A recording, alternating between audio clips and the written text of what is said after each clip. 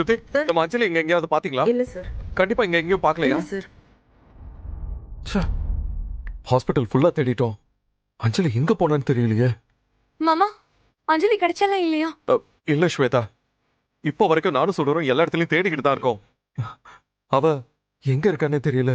எழு, நீ பயப்படாத. அஞ்சலி ஹாஸ்பிட்டலை விட்டு எங்கேயும் போயிருக்க மாட்டா. ஆளுக்கு ஒரு பக்கம் தேடினா கண்டிப்பா அவளை கண்டுபிடிச்சிடலாம். நீ இந்த பக்கம் போய் பாரு, நானும் ஸ்வேதாவும் அங்க சரி, பாக்குறோம். போய் பாருங்க. வா ஸ்வேதா.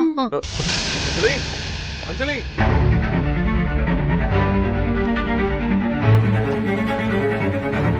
ஏய் ஸ்வேதா, எனக்கு என்னமோ டைம் ஆக ரொம்ப பயமா இருக்குடி. எழில் மட்டும் அஞ்சலியை கண்டுபிடிச்சிட்டாருன்னா என்ன ஆகும் தெரியுமா? என்ன ஆகும்? அவளோட பாடியை கொண்டு போய் எல்லாரும் அழுதுகிட்டு அடக்கம் பண்ண வேண்டியதுதான். ஏன்னா தண்ணி தொட்டியில அஞ்சலிய எழில் கண்டுபிடிக்கிறதுக்குள்ள அவ மூச்சு விட முடியாம செத்துருவா. சோ நமக்கு எந்த பிரச்சனையும் இருக்காது. அவங்களோட சேர்ந்து அழுதுகிட்டு நம்மளும் டிராமா பண்ண வேண்டியதுதான். நீ இப்படி தேவையில்லாம பயப்படாம அஞ்சலிய சீரியஸா தேடுற மாதிரி ஆக்ட் பண்ணு போதும். ஹாஸ்பிட்டல்ல இருந்து அஞ்சலி எங்க போயிருப்பா? அஞ்சலி, அஞ்சலி, அஞ்சலி. பாக்குறேன்டி, இன்னும் எத்தனை நாள் நீ ஆட்டம் போடுறேன்னு நானும் பாக்குறேன். அஞ்சலி, எங்கம்மா இருக்க? அஞ்சலி, அஞ்சலி, அஞ்சலி.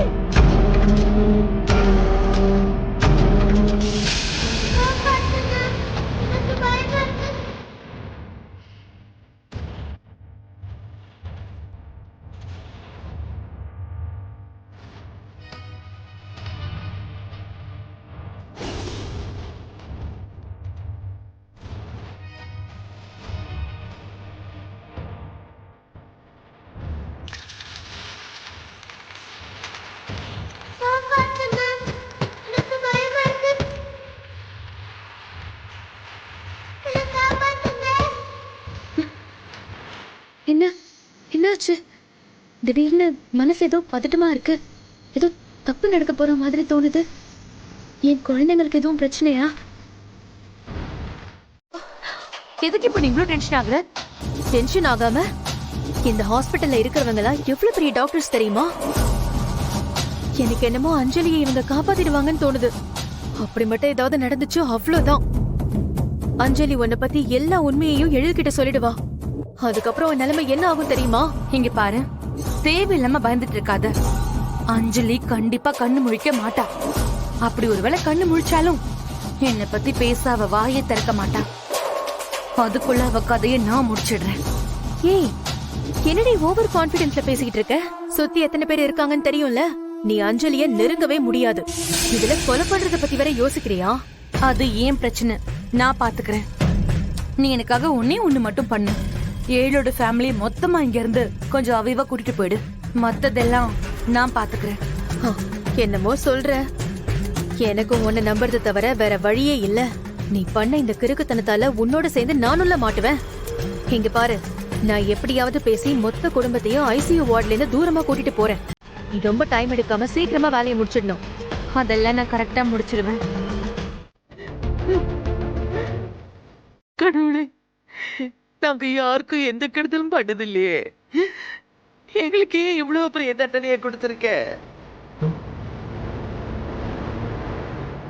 அஞ்சலி ஒரு பச்சை குழந்தை. அவளை எங்ககிட்டயே காப்பாத்தி கொடுத்திருப்பா.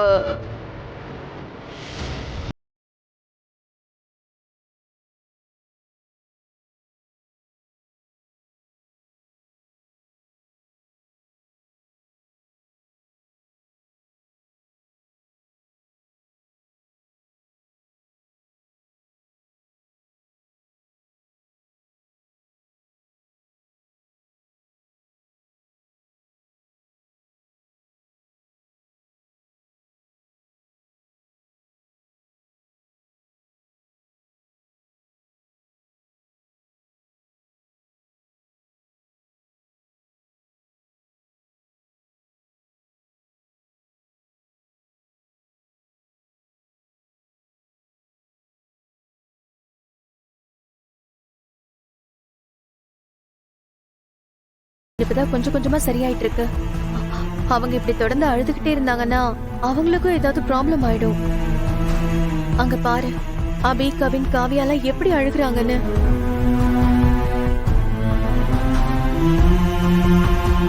அவங்களுக்கு நீதான் இடையில ஆறுதல் சொல்லணும். இங்கேயே இருந்தோம்னா எல்லாருக்கும் மனசு கஷ்டமா தான் இருக்கும்.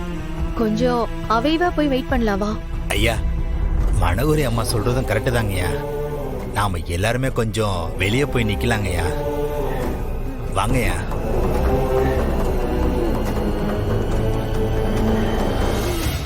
வாங்கம்மா. அஞ்சலிக்கு ஒன்றும் ஆகாது. வாங்க வாங்க எல்லாரும் போலாம் வாங்க.